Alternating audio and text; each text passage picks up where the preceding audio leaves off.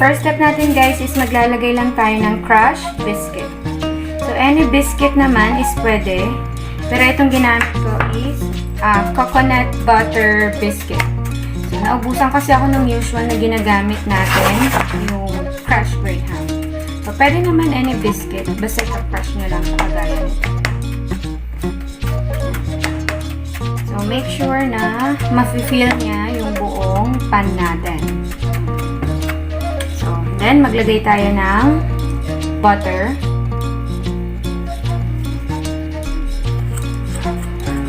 Haluin natin.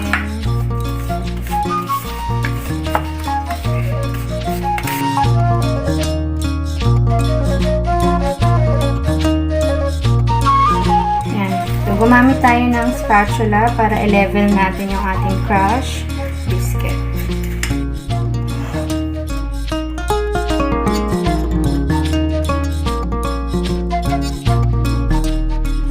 Okay, so second step natin guys is lalagay na natin yung mga saging natin. Ayan.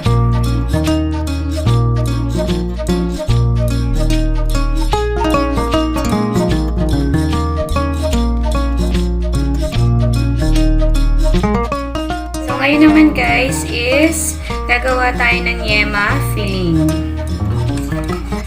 So ilalagay lang natin siya sa cooking pan with very low heat. Pero kung meron kayong kettle sa bahay, pwede rin.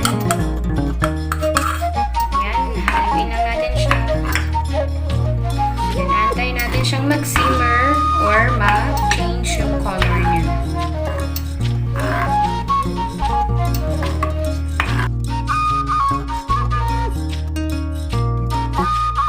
Ayan, color light brown na siya.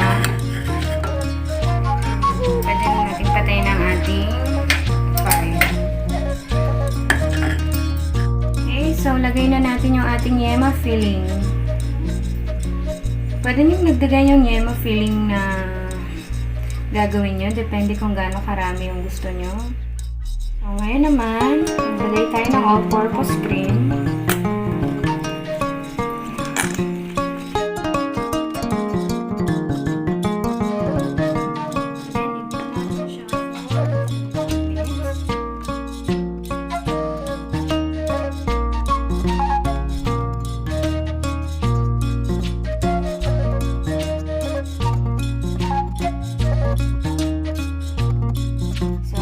Lagay na natin ngayon yung ating condensed milk.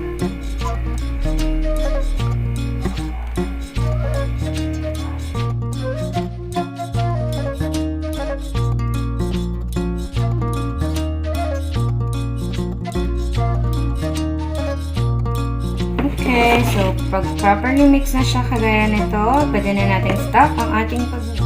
Okay, so ilagay na natin yung ating cream sa ibabaw.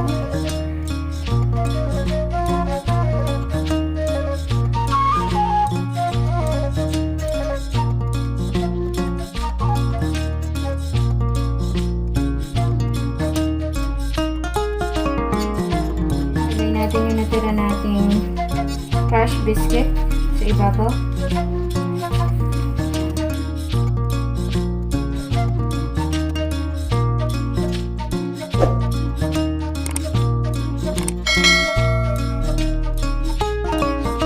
So guys, optional na lang to, chocolate syrup.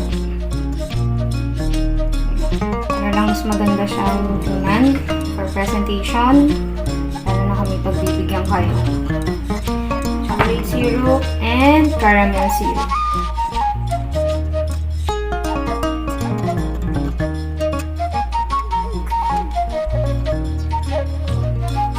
So, lalagyan na natin siya ngayon sa freezer for 6 hours.